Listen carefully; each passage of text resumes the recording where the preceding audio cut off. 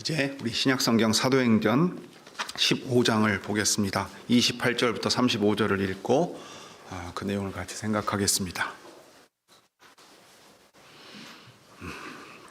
신약성경 사도행전 15장 28절부터 35절입니다.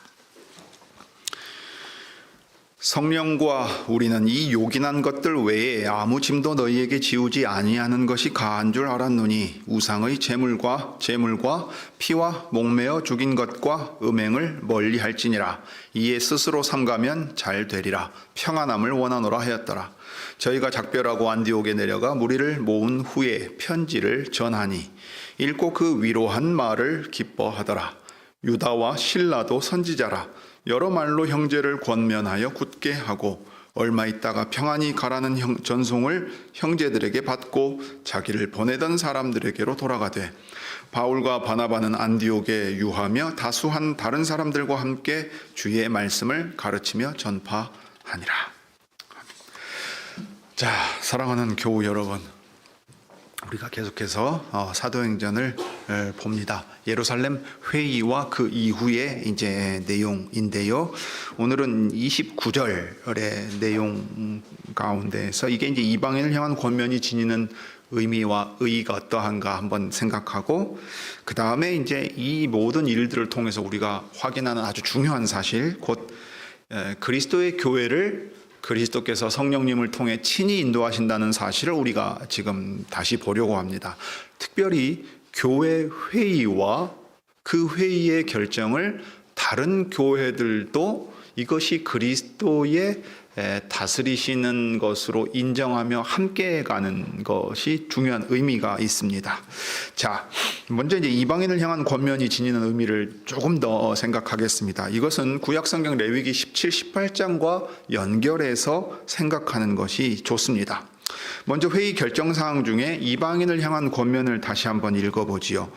성령과 우리는 이 요긴한 것들 외에 아무 짐도 너희에게 지우지 아니하는 것이 가한 줄 알았다 하고 결정을 했습니다. 그러니까 이방인에게 하나님 나라의 백성이 되는데 할례를 받거나 모세의 율법과 같은 어떤 조건을 요구하지 않고 예수 그리스도를 믿는 것만 이 죄사함을 얻게 하는 회개 세례의 조건이 된다고 했습니다. 그러면 여기 이 요긴한 것들이라는 말은 무슨 의미냐 하는 걸 생각할 필요가 있겠죠. 필요하다 하는 거예요. 그럼 이것이 구원 얻는데 필수적이라는 의미냐 하면 그런 말이 아니지요. 왜냐하면 다른 짐을 지우지 않기로, 그 어떤 짐도 지우지 않기로 했는데 무엇을 요구해서 이것이 구원에 필요하다 말하는 것일 수가 없습니다. 그런데 이것이 어떤 의미에서 필요하냐 하면 유대인과 너희가 한 몸을 이루는 데 있어서 이것을 주의하는 것이 필요하니 여러분에게 이 부분에 있어서는 당부합니다 하는 내용이 됩니다. 그러면 여기 그것을 위해서 필요한 것이 뭐냐 하면 우상의 제물과 피와 목매어 죽인 것과 음행을 멀리하라 하는 얘기입니다. 그런데 잘 보면 이것은 이방인들이 삼위 하나님을 알지 못하고 살 때 이방의 우상을 섬기던 풍속과 관련된 내용입니다. 여기 우상의 제물이라는 것은 이방 신전에서 제사를 드리는 제물들이 있었고 그것을 아주 넉넉하게 바쳤기 때문에 이것이 시장에 이제 흘러나옵니다. 왜냐하면 그 제물을 다 먹거나 처리할 수가 없어요. 게다가 신전에 드린 음식이기 때문에 말하자면 최상품이면서 더 특별한 의미를 가지게 됩니다. 시장에 팔게 되면 어떻게 될까요? 더 비싼 값에 우리로 치면 2+ 등급의 한우, 최상품 한우가 되는 것처럼 비싼 좋은 어떤 음식처럼 될 수 있단 말이죠. 심지어 그것을 알고 사서 먹을 수도 있고 모르고 사서 먹을 수도 있어요. 그러면 그런 걸 사서 먹으면 되나 말하는 사람이 있고, 알고도 뭐 어떠냐, 아무르면 어떠냐 하고 먹는 사람이 생길 수도 있고, 그걸 먹으면 안 된다고 주장하는 사람들도 생길 수 있습니다. 여러분, 사실 이 일이 고린도 교회에 이미 있었습니다. 초대교회 안에 일어날 수 있는 일이었어요. 자, 피와 목매어 죽인 것이라는 것은 사실 각각 별개일 수도 있는데 연결되어 있을 수도 있습니다. 여러분, 목매어 죽이게 되면 이제 어떤 일이 생깁니까? 이게 지금 그냥 옛날 지금은 좀 드물어졌습니다. 개 잡는 거 생각하면 될지도 모르겠는데 그거가 또 다를 수 있어요. 왜냐하면 여기서는 목매어 달아 죽인 짐승의 경우에는 우상의 신전에서 드리는 것하고도 연결됐을 가능성이 대단히 높습니다. 그러니까 유대인들이 믿고 섬기던 율법에 금하던 방식과 완전 반대되는 이방신을 섬기는 그 방식으로서 우상의 제물을 바치는데 목매어 달아 죽이고 핏째 두었단 말이에요. 그러면은 우상을 섬기는 것 자체도 용납이 되지 않는데 거기에 드려진 음식과 그것이 시장에 흘러나와서 그것을 먹는 사람들까지 다 부정하게 만들고 이제 심각한 문제를 만들 수 있다 하는 얘기입니다. 이 음행의 문제도 도덕과 풍속에 관련된 문제이지만 더 나아가서는 신을 섬기는 데서 신전의 창기들이 존재했단 말입니다. 고린도 같은 경우도 그렇고 에베소 같은 경우도 그래요. 그러니까 이게 이제 상당히 그네들의 그리스 로마 시대의 이 우상을 섬기고 신전 안에서 일어나는 일들과 그것이 사회 문화적인 데까지 두루 영향을 미치고 있는 것을 기억한다면 유대인들이 이 율법이 명했던 이것을 모세 율법을 안식일에 오래전부터 전하고 가르치고 그대로 따라왔기 때문에 너희가 유대인과 하나의 교회를 이루려고 할 때 이 점을 각별히 주의하라 하고 얘기하는 것을 우리가 생각해 볼 수 있습니다. 그러니까 레위기 17, 18장이 그것을 구체적으로 말합니다. 이 17장에 보면 무릇 이스라엘 집에 누구든지, 그 다음에 이것은 이스라엘 백성에게만 해당되는 내용이 아니라 그 백성들 가운데 와서 머물러 있는 외국인, 이방인, 타국인의 경우에게도 해당되는 겁니다. 즉 내가 너희에게 주는 가나안 땅에 들어가서 살게 되면 이것을 주의해라 했어요. 그럼 이것을 주의하라 할 때 이 말씀을 주신 목적이 있습니다. 첫째는 너희가 나온 이집트 땅의 백성처럼 행하지 말라는 겁니다. 그리고 너희가 들어가 살 가나안 땅의 백성처럼 살지 말라는 거예요. 왜냐? 하나님께서 가증히 여기시는 일을 행하는 사람들이다. 그러면 그 가증히 여기시는 일이 뭐냐? 하나님께서 생명을 내셨다는 사실을 존중하지 않는 것, 이것이 핏째 먹는 것에 있습니다. 육체의 생명이 피와 동일하게, 피가 그 생명을 대표하게끔 했어요. 그러니까 피를 흘린다 하는 것은 생명을 가볍게 여겨 죽이는 살인하는 죄에 대한 얘기입니다. 그래서 이 핏째 먹지 말라 하는 말씀을 아주 중요하게 다루고 있습니다. 나는 여호와 너희 하나님이라. 너희는 애굽 땅의 풍속을 좇지 말며 가나안 땅의 풍속과 규례도 행하지 말고 나의 규례와 법도를 지키라. 사람이 이를 행하면 그로 인하여 살리라 했어요. 그래서 그 규례 중에 그곳의 풍속과 구별돼서 행해야 될 어떤 것, 그래서 하나님께서 이 언약의 10마디 말씀 가운데서 가르쳐주는 정신을 구체적으로 표현하는 이 삶의 방식을 가르쳐 주십니다. 이게 이제 핏째 먹지 않는 거예요. 그래서 목매어 죽인 건 하나님께 저주받아 죽은 거니까 그걸 멀리하고, 그 다음에 레위기 18장은 음행에 대한 얘기가 나옵니다. 이거 모든 성적인 부도덕을 다 망라한다기보다는 이 성과 관련해서 하나님이 가증히 여기시는 것들입니다. 예를 들면 아주 불편한 내용들이 많이 나와요. 이 근친상간에 대한 문제를 아주 자세하게 이 레위기 18장에서 다룹니다. 그런데 왜 그것을 다룹니까? 들어가 살 가나안 땅이나 이집트 땅에 그런 일들이 흔했다고요. 그러니까 너희는 절대 그렇게 하지 말라는 겁니다.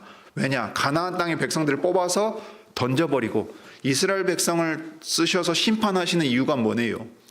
그냥 오늘날처럼 인종 청소하기 위한 피해 굶주린 민족 신 야훼가 저 이스라엘 땅 주려고 가나안 사람들을 그냥 다 진멸해라 하는 겁니까? 아닙니다.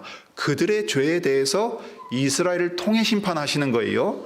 그러면 이스라엘이 그걸 통해 무엇을 깨닫고 두려워해야 되느냐면, 그들이 여호와 하나님 앞에 가증한 죄를 범했으니까 자신들도 똑같은 죄를 범하면 어떻게 된다고 말씀하시는 거예요? 너희도 똑같이 그 가증한 사람들을 땅이 토한 것처럼 너희도 토해버린다 그랬습니다. 피 흘린 거, 음행하는 거. 이게 대표적으로 레위기 17장과 18장에서 언급돼요. 그러면 이건 혈통상 유대인들만 지키라고 하는 게 아니라 유대인들 사이에 들어와서 사는, 우거하는 타국인들도 지키라 그랬습니다. 이 나라가 이 땅에서 살아갈 때 그렇게 산다는 거예요. 자, 그 정신을, 그 방식을 그대로 따라가라고 하지 않습니다. 그래야만 하나님의 백성이 된다고 말하지 않아요. 그러나 유대인들이 그러한 방식으로 이 정신을 지키고 살았다는 것을 존중하라는 겁니다. 그리고 이방인들에게는 무엇을 주의하라는 얘기가 되겠습니까?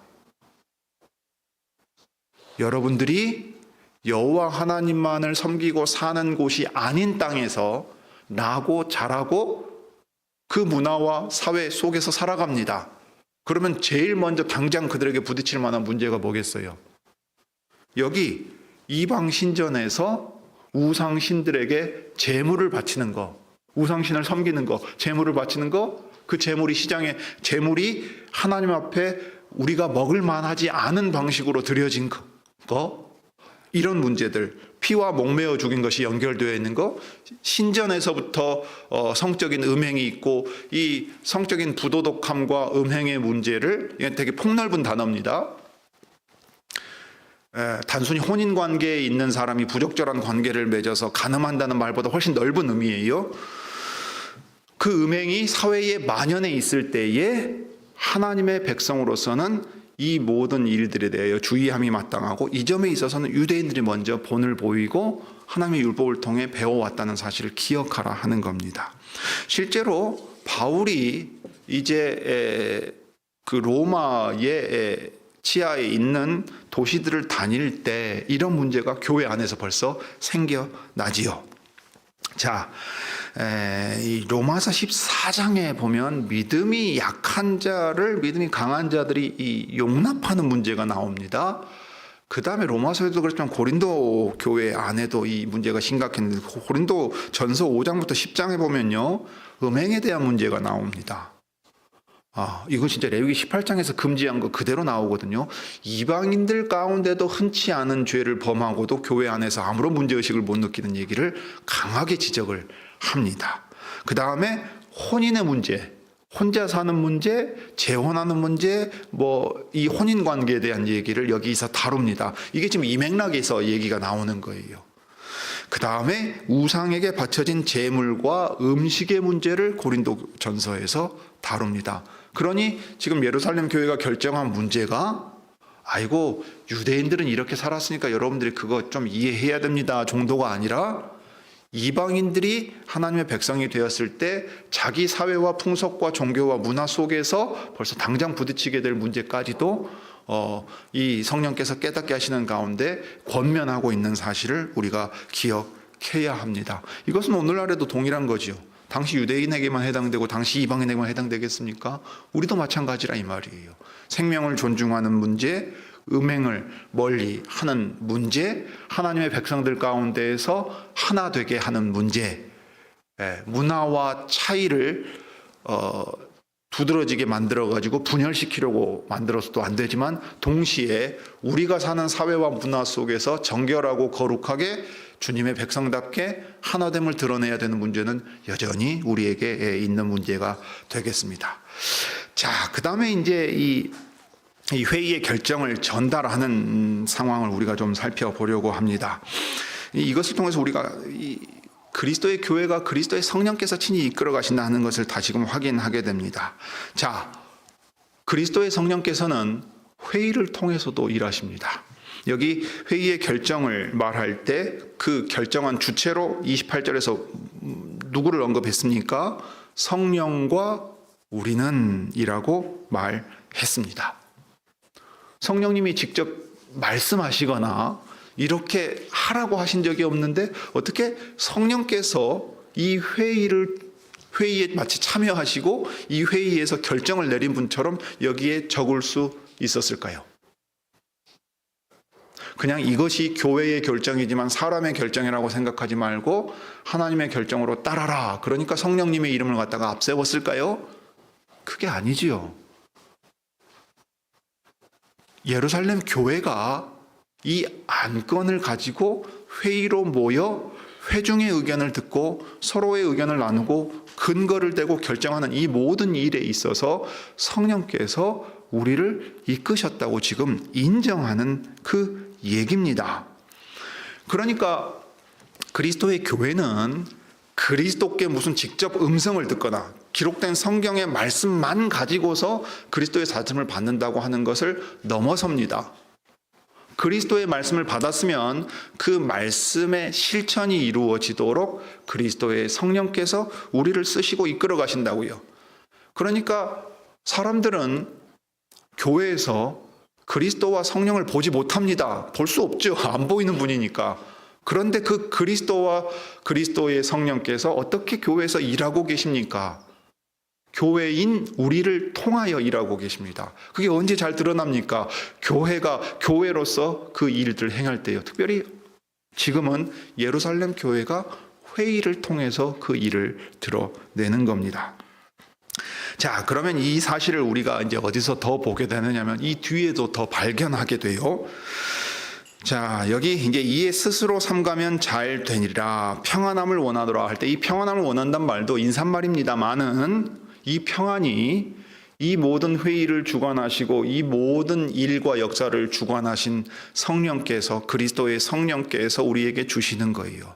그리스도께서 참된 평안을 주시고 이 평안을 성령을 통해 주시는데 성령께서 교회를 다스려서 교회가 그 다스림에 적극적이고 주체적으로 참여하고 드러내 보이게 하심으로써 참된 평안을 가져다 주신다 이 말입니다. 그래서 이제 저희가 작별하고 안디옥에 내려갔습니다. 이때 저희는 바울과 바나바라고 봐야죠. 자, 바울과 바나바와 같이 간 형제들이 안디옥에 내려가서 무리를 모았습니다. 이때 무리를 모았다는 말은 교회를 모은 거죠. 선교 보고할 때와 똑같은 겁니다. 파송을 받아서 회의에 참석했기 때문에 회의 결과를 전달하기 위해 공적으로 교회가 모였습니다. 그 다음에 편지를 전했습니다. 그게 자기들이 받은 위임받은 이제 사명이었기 때문에 그렇습니다. 자, 그래서 31절은 어떻게 기록되어 있습니까? 읽고 그 위로한 말을 기뻐하더라 하고 기록되어 있습니다. 저희가 안디옥에 내려가 편지를 전하니 그 전한 편지를 그들이 읽었어요. 그 읽고 그 편지의 내용이 무슨 말이라고 알았습니까? 위로하고 권면하는 말이라고 알았어요. 그래서 그 위로하는 말을 읽고서 기뻐했다 하고 말했습니다. 위로한다고 하면은 참 오늘날 우리가 느낄 때는 무슨 슬픈 일이 있어서 그 사람을 다독거렸다 생각하기 쉬운데 오히려 이 일에 있어서 여러분들이 생각하고 판단한 일이 주님의 뜻에 합당하여 우리도 동의합니다 함으로써 하나님의 뜻을 서로가 확인하게 되어서 뭐랄까요? 기쁨이 있는 일이지요. 그런 의미에서의 이 위로라고 보면 되겠습니다.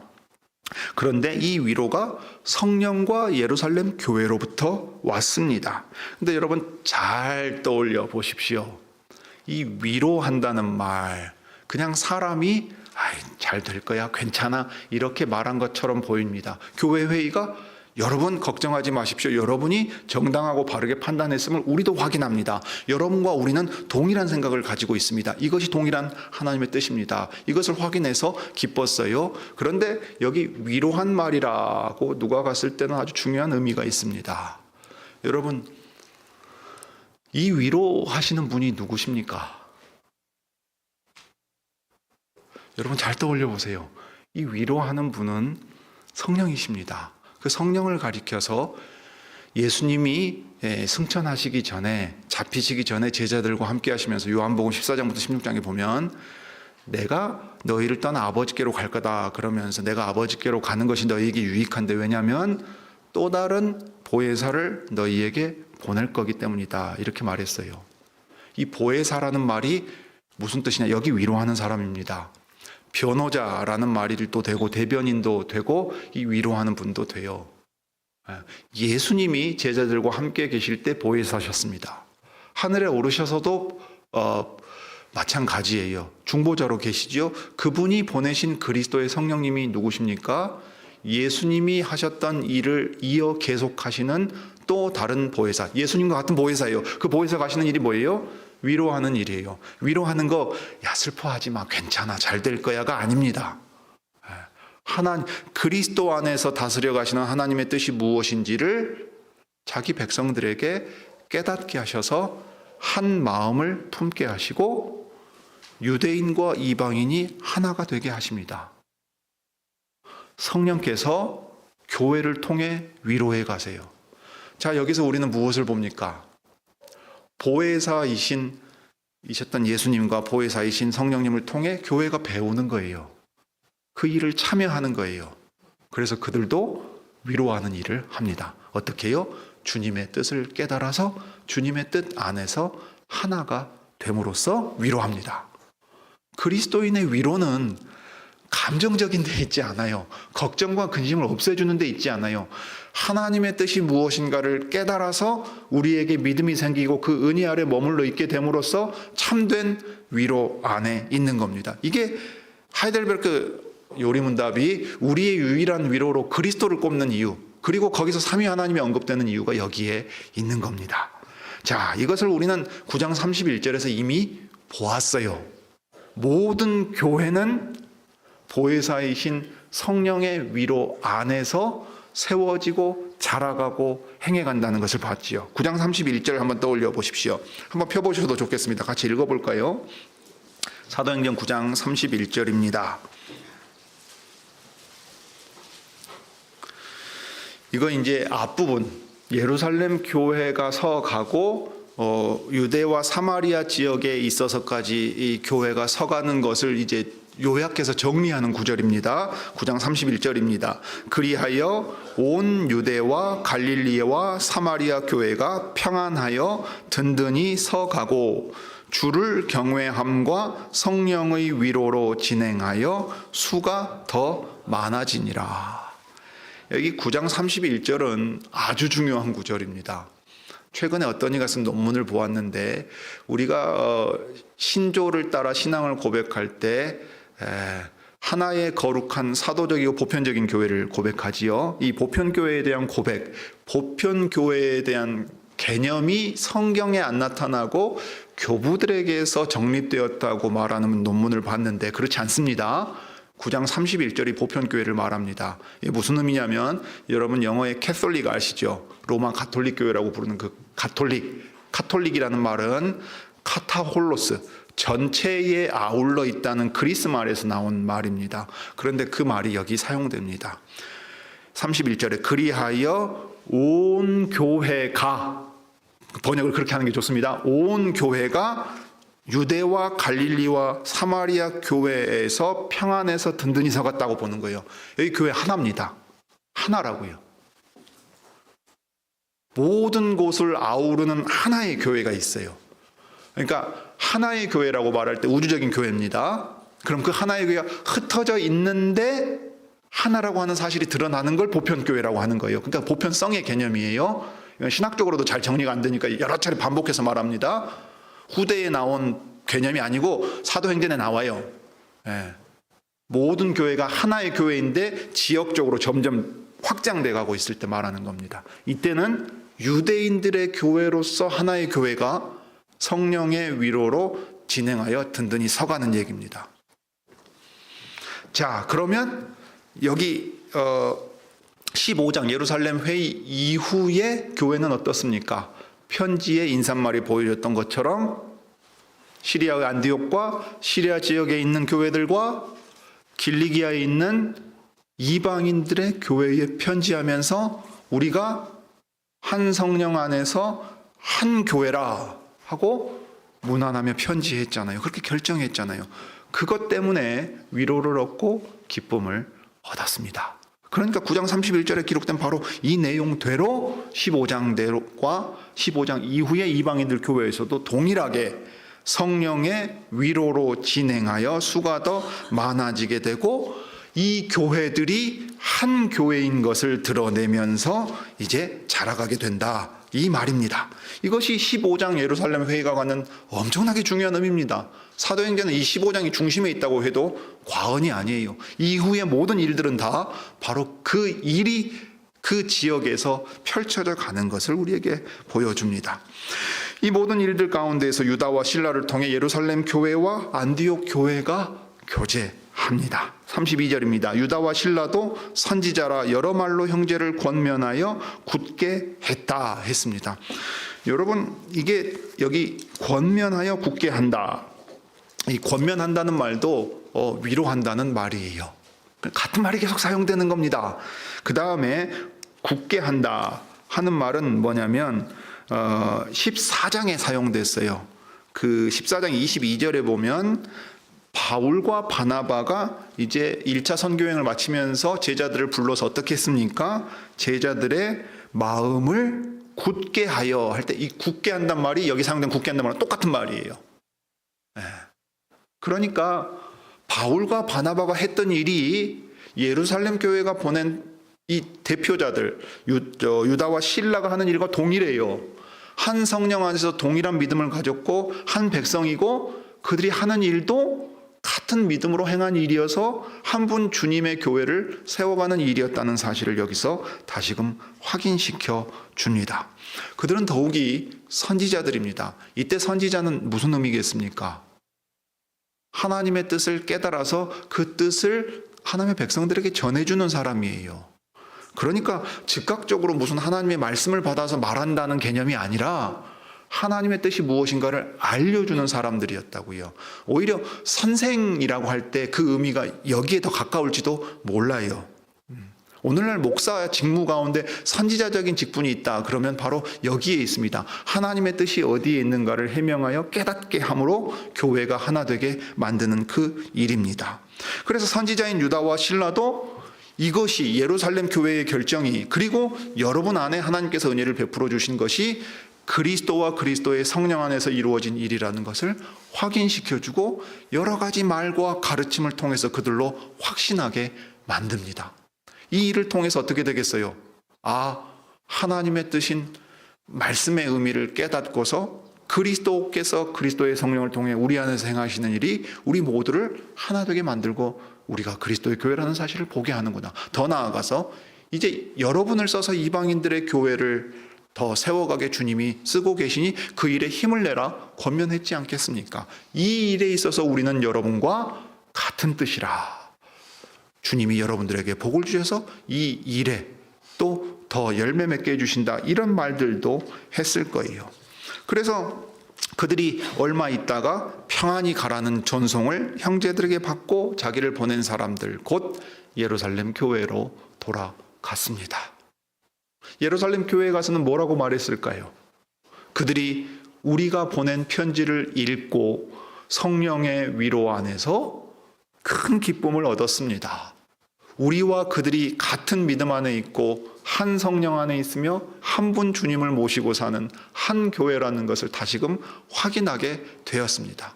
이 일이 이방인들의 교회 안에 더 퍼져가기를 바랍니다. 이런 마음이 있었지 않겠어요? 네. 말씀 안에서 하나님의 행하신 일 안에서 회의를 통해 오히려 이 일이 진행되고 있는 겁니다. 자, 이 점에 있어서 교회 회의가 어떤 권위와 근거를 지니는가 한번 다시 생각해 보시죠. 여러분, 예루살렘 교회가 결정했으니까 받아들이는 게 아닙니다. 노회가 결정했으니까 받아들이는 게 아니에요. 여러분, 한편 장로교회도 어떤 절차가 있냐면 장로교회는 하나 노회가 교회예요. 단위가. 그러나 노회 위에 총회가 있죠. 위에란 말보다는 이 광역치리회로 총회가 있습니다. 대회가 있기도 하고 총회가 있는데 가끔 사람들이 오해합니다. 심지어 목회자들도 오해하는 게 있어요.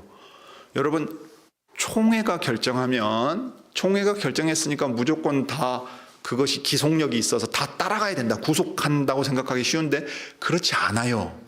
장로교회에서도 어떻게 하냐면 노회가 그 총회의 결정을 받아들이는 과정을 밟습니다. 왜 그런지 놓치는 경우들이 참 많은데 왜냐하면 그 결정의 권위가 총회가 결정했기 때문에 있지 않기 때문이에요. 교회 회의의 결정은 그것이 성령의 인도 아래 하나님의 뜻에 합당하기 때문에 그 근거와 권위를 지닙니다. 그러면 총회가 노회의 상회여서 명령했기 때문에, 결정했기 때문에 당연하게 받아들이는 게 아니고, 교회들은 독립하여 있어요. 특히 노회가, 장로교회에서는 노회가 하나의 교회고 개혁교회에서는 지역교회가, 개체교회가 하나의 완전한 보편교회입니다. 그러니까 그 회의의 결정을 주체적으로 받아들이는, 수용하는 과정을 거쳐야 돼요. 총회가 결정했으니까, 노회가 결정했으니까 당연하게 받아야 되고 노회의 권위를 따라야 된다라고 말하는 것은 오해하는 겁니다. 그리스도의 말씀에 순복해요. 그러니까 그 회의의 결정을 전했을 때 어떤 과정이 반드시 있어야 합니까? 그 회의가 그리스도의 뜻에 합당하다는 것을 그 받는 교회가 인정하고 수용하는 과정이 필요하다고요. 그렇지 않으면 조직의 권위로 거기에 근거해서 그것을 요구하는 게 됩니다. 교회 정치에 있어서 이것 대단히 오해를 많이 사는데, 노회의 권위와 질서 말할 때 그렇게 말하면 안 됩니다.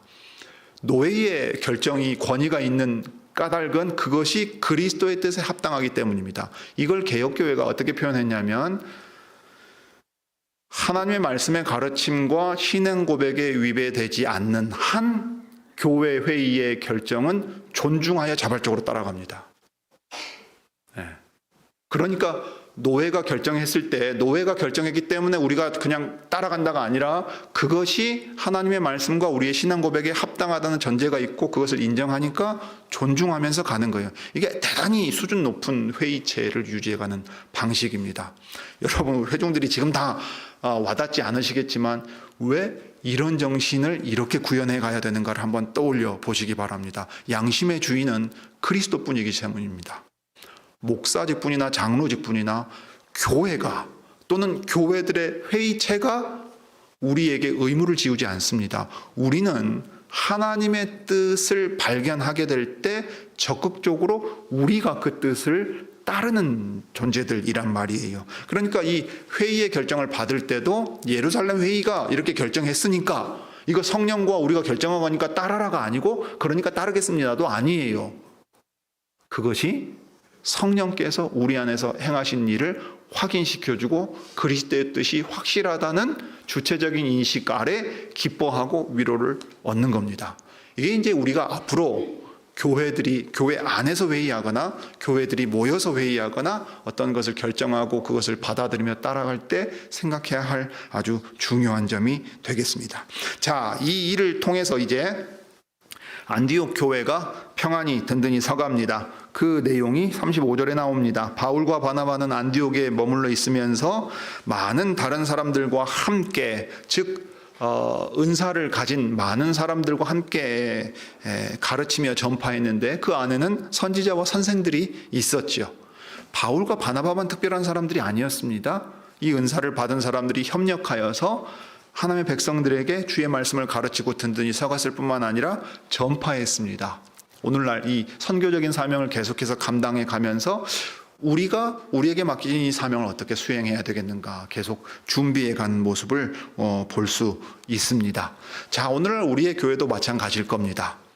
우리 교회가 어느 정도의 신앙의 장성함이 있고 어떤 준비들이 되어 있는가 하는 것을 살피면서 이제 안디옥 교회처럼 우리의 해야 될 일들을 해 가야 되겠고, 또 더욱이 이 시대는 그 교회가 확장되어 가는 과정 가운데 교회들이 연합하는 중요한 과제가 있었던 것처럼 우리도 여전히 같은 믿음을 가진 이들이 자발적인 믿음의 고백 아래서 서로를 발견하고 하나 되는 과정이 계속해서 필요해 갈 시점입니다. 주께서 이 일을 해나갈 수 있는 은혜를 우리와 주님의 교회들에게 주시기를 빕니다. 기도하시죠.